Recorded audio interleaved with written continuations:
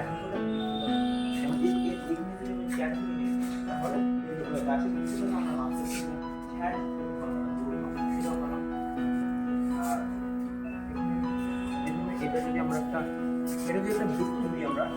বৃত্তের কেন্দ্র থেকে কিছুটা দূরে যদি বস্তু বিন্দুতে এই বস্তু বিন্দু থেকে বৃত্তের মধ্যে যদি স্পর্শ যদি অঙ্কন করি এই স্পর্শ